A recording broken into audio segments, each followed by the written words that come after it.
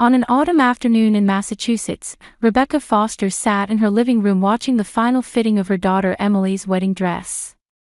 Emily had grown into an attractive young woman with beautiful brown hair inherited from her mother and intelligent eyes inherited from her father.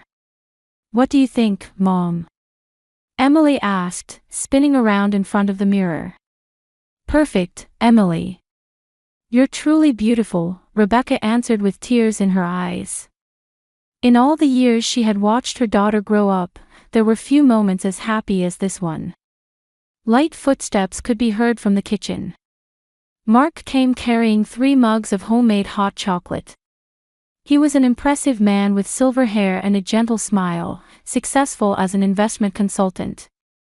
Although only 2 years had passed since he married Rebecca, he had naturally fit into the family as if he had been a member for decades. "Special drinks for the princess," Mark said, offering Emily a mug. "I made one for your father too, so please give it to him later." Emily smiled and accepted it. "Thank you, Mark. Dad will be so pleased." Rebecca's heart was warmed by her husband's thoughtfulness. 12 years had passed since the divorce, and her relationship with her ex-husband James Foster had been maintained amicably for the children's sake. James remained a loving father to Emily and Ryan. And surprisingly, a relationship of mutual respect had developed between Mark and James. "Isn't Ryan home yet?" Mark asked, looking out the window. "Soccer practice seems to be running late." "But he should be home soon," Rebecca replied. Her son, in his final year of high school, was leading busy days balancing sports and academics. Emily continued talking while taking off her wedding dress and changing into casual clothes. "I can't believe Dad and Mark are planning the bachelor party together. I was worried at first, but now I'm happy to see them getting along so well." Indeed, this was a rare situation. Many divorced couples struggle with relationships involving new partners, but Rebecca's family was different. Mark's generosity, James's mature attitude, and above all, both parents' commitment to prioritizing their children's happiness had made this harmony possible. The sound of the front door opening announced Ryan's return home. "I'm home," he appeared in his sweaty uniform. "Emily, how did the dress fitting go?" "Perfect." Emily waved at Ryan. "Don't forget your final tuxedo check too." Mark placed his hand on Ryan's shoulder. "Your father said he wants to go look at tuxedos together tomorrow. Would it be okay if I came along too?" "Of course, Mark," Ryan answered with a smile. "If the 3 of us go together, we'll definitely make the best choice." Rebecca watched this family scene while savoring feelings of gratitude deep in her heart. At the time of the divorce, she had worried about the impact on the children and felt anxious about her own future. However, as time passed, she learned that even when the form of a family changes, the bonds of love are never lost. Through her work as a psychological counselor, Rebecca had seen many broken families and understood how blessed her own family was. The children had overcome their parents' divorce and were growing up healthily in their new family structure. And meeting Mark, such a wonderful man, also felt like a gift from life. "Mom, what are you thinking about?"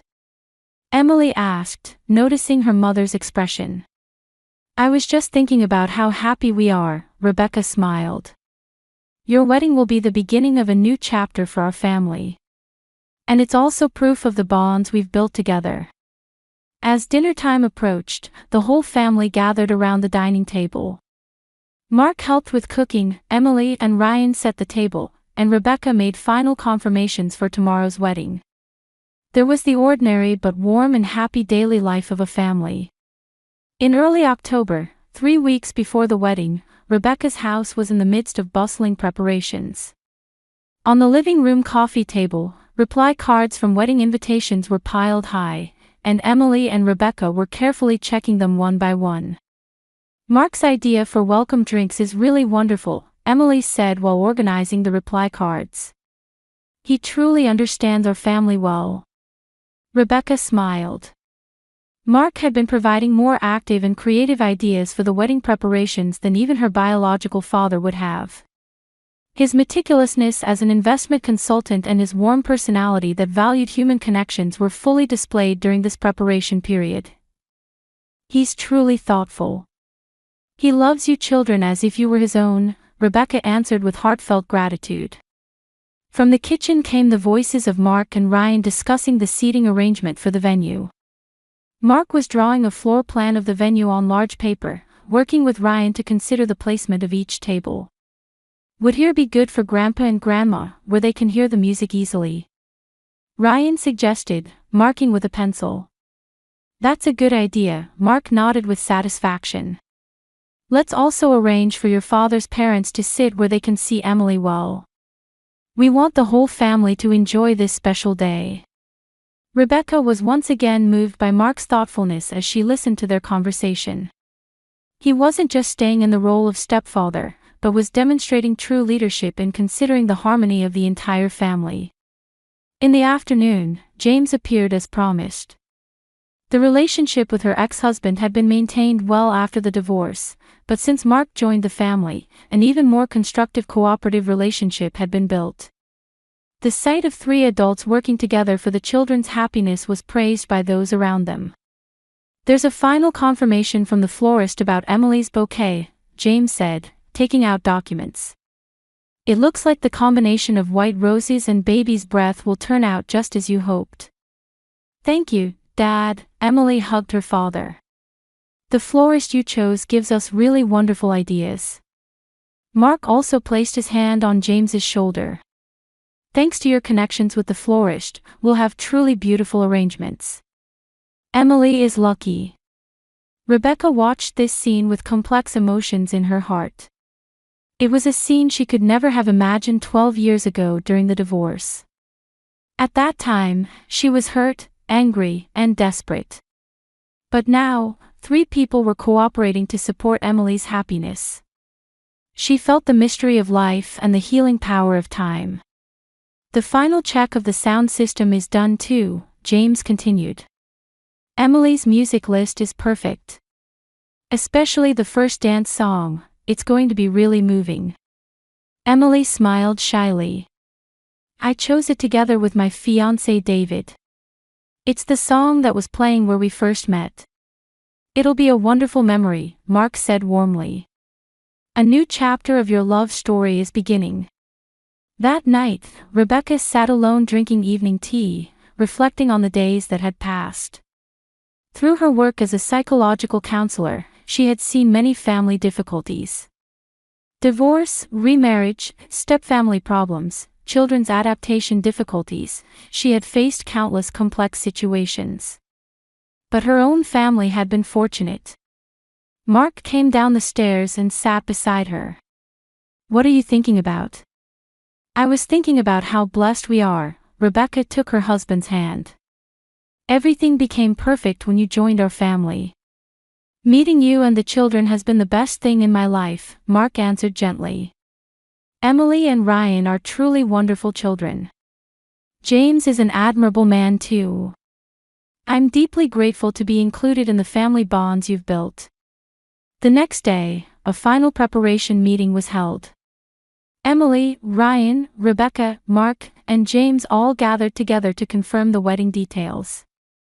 Seating charts, time schedules, emergency contact systems, photography arrangements, everything was perfectly organized. Mom, Dad, and Mark, Emily said tearfully. Thank you so much for working so hard for me. I'll be the happiest bride in the world. Ryan also said emotionally, our family may have an unusual form, but it's full of love. I think Emily's wedding will deepen our bonds even more. James looked around at Rebecca and Mark. Thanks to you too, the children have been able to grow up healthily. I was worried when we first divorced, but now I think it turned out for the best. Thank you. Mark stood up and looked around at everyone. Family isn't determined only by blood relationships. It's built with love, respect, and caring for each other. I think we've proven that. The night before the wedding, Rebecca visited her daughter's room. Emily was sitting on her bed, making final checks on the accessories she would wear tomorrow. Are you nervous? Rebecca sat beside her daughter. A little, Emily answered honestly.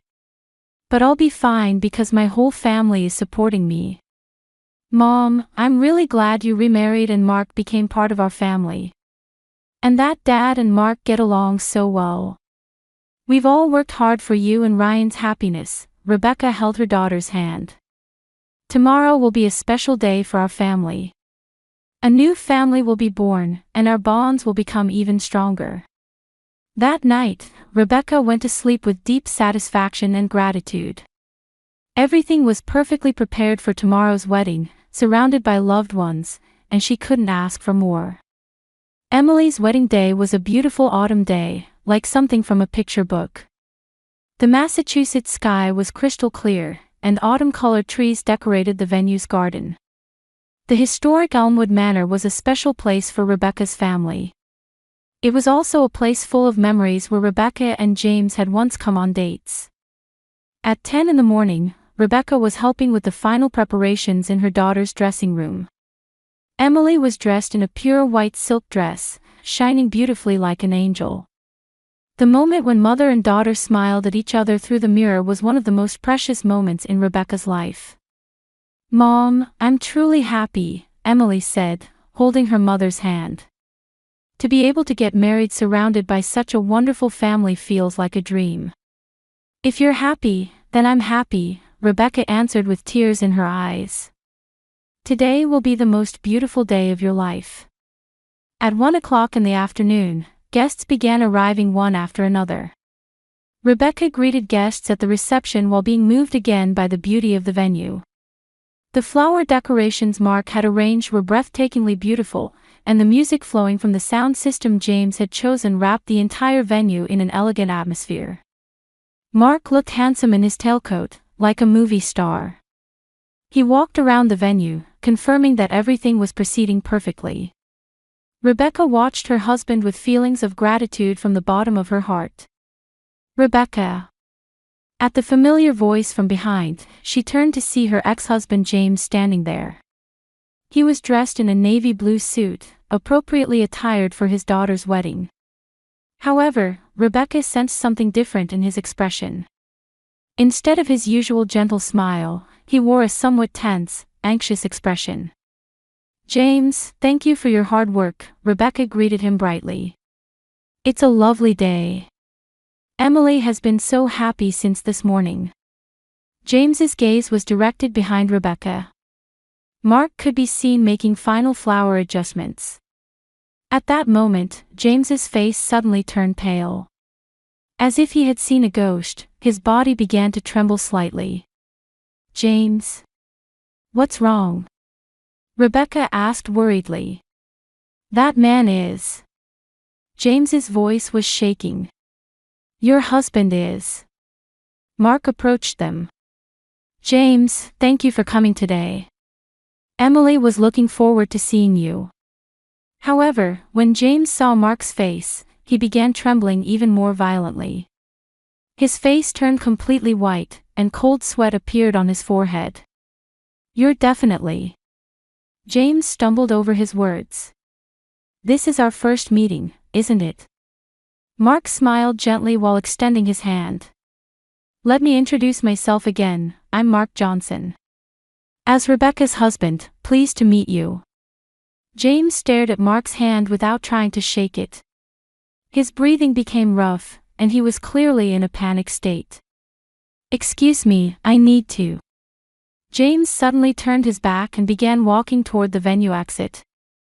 James, wait, Rebecca chased after him. What's wrong? Are you feeling ill? However, James left the venue quickly without looking back. Rebecca stood there in confusion. Mark also approached with a worried expression.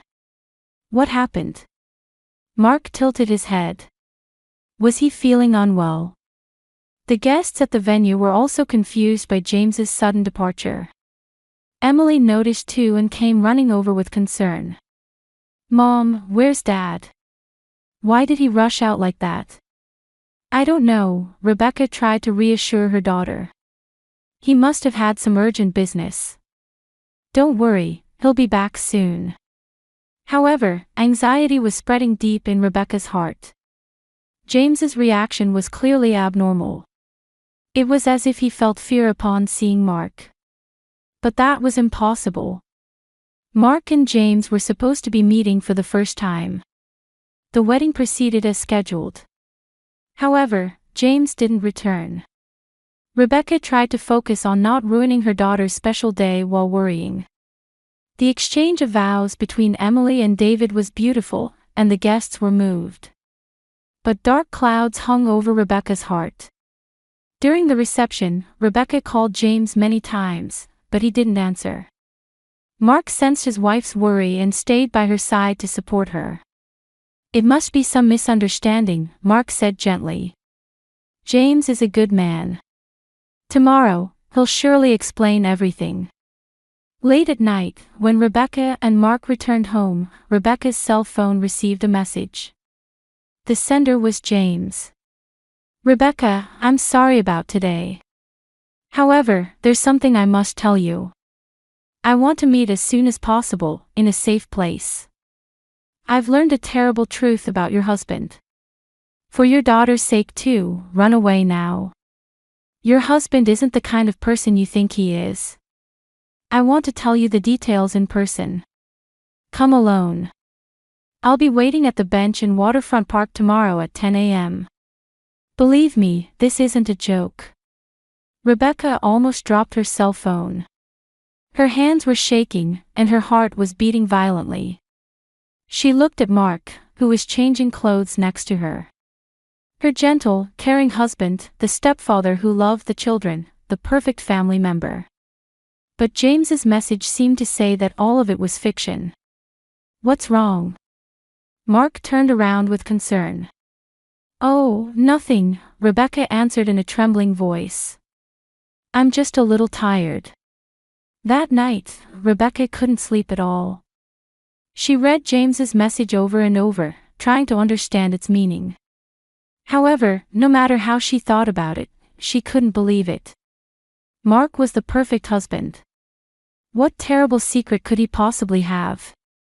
Looking at Mark's sleeping face beside her, Rebecca fell into deep confusion. Rebecca would spend until dawn with anxiety. The next morning, Rebecca headed to Waterfront Park with heavy steps. She had lied to Mark, saying she had a brunch appointment with a friend before leaving the house. Deep in her heart, she prayed that James's warning was just a misunderstanding. However, his abnormal reaction yesterday wouldn't leave her mind. When she found James sitting on the park bench, Rebecca was surprised by his haggard appearance. It was clear he hadn't slept all night, and his usual calm expression was nowhere to be seen. "James," Rebecca sat beside him. "What exactly happened yesterday?" Emily was very worried too. James sighed deeply. "Rebecca, what I have to tell you is very painful. But you must know the truth." He took out a thick file with trembling hands. "It's about your husband, Mark Johnson." "What about Mark?" Rebecca was puzzled. "He's not the kind of person you think he is," James said with a serious expression. "Actually, we knew each other 12 years ago. We worked at the same engineering company." Rebecca's heart almost stopped. "That's impossible.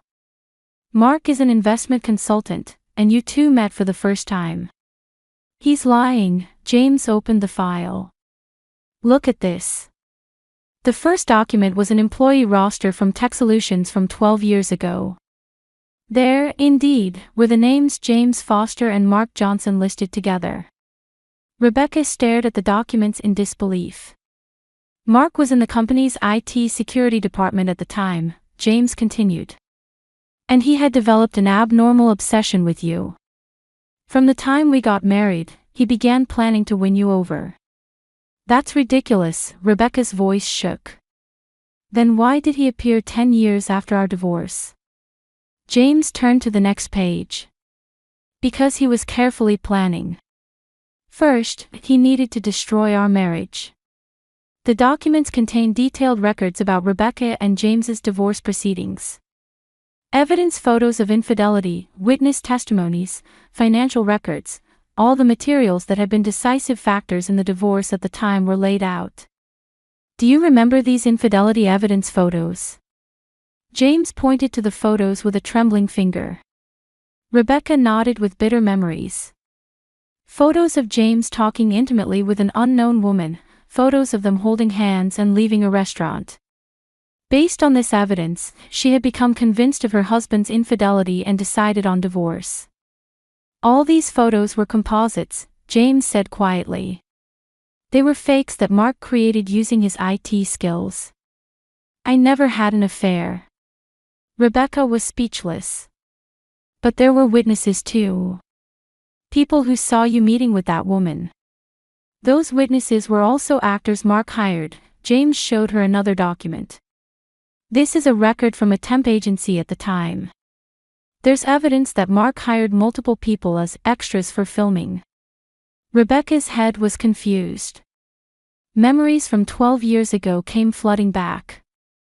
The people who testified in the divorce proceedings, their unnaturally detailed memories, the decisive moments that were somehow photographed. She hadn't noticed at the time, but thinking about it now, it was indeed unnatural. Furthermore, my work troubles were also his doing, James continued. Important project data disappearing, business negotiations being sabotaged. Mark was manipulating everything from the company's system. Why? Why go to such lengths? Rebecca asked with tears in her eyes. His abnormal obsession with you, James answered sadly. He was a man who would use any means necessary to win you. And even after we divorced, he was monitoring you to ensure you wouldn't have relationships with other men. James showed the next piece of evidence. It was a record of Rebecca's activities over the past 10 years. Her workplace, meetings with friends, even her dating partners were recorded in surprising detail. Do you remember the men you dated? James asked. After meeting a few times, they all suddenly stopped contacting you. Rebecca remembered. After the divorce, she had dated several men, but all relationships ended after short periods. The men would suddenly become cold, or have to move for work reasons. The reasons varied, but none lasted long.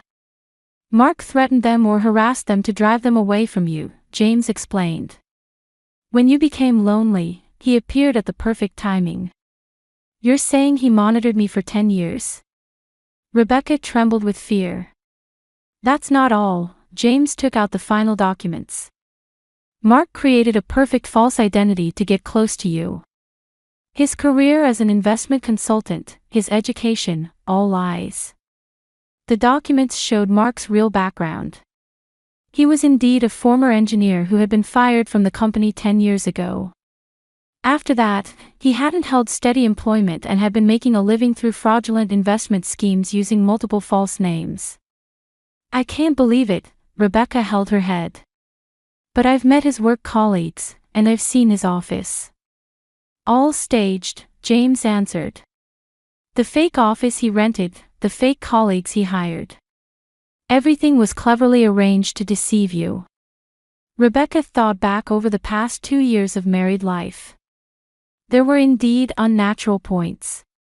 Conversations with Mark's colleagues were superficial, and when she asked about details of his work, only vague answers came back. However, wrapped in his kindness and love, such small doubts didn't matter.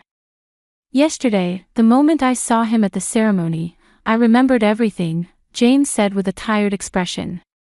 I had been investigating the truth for a long time. I wanted to protect you, but the evidence was insufficient. However, I finally obtained decisive proof. Rebecca stood up and walked around the park. It felt like the world was crumbling. Her beloved husband, the married life she thought was perfect, everything was a cleverly orchestrated lie. What should I do? Rebecca asked in a voice that seemed squeezed out. First, ensure your safety, James answered seriously.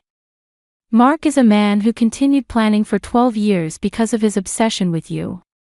If he realizes the truth is known, there's no telling what he might do. But what about Emily and Ryan? They love Mark. I'm worried about the children's safety too. James stood up.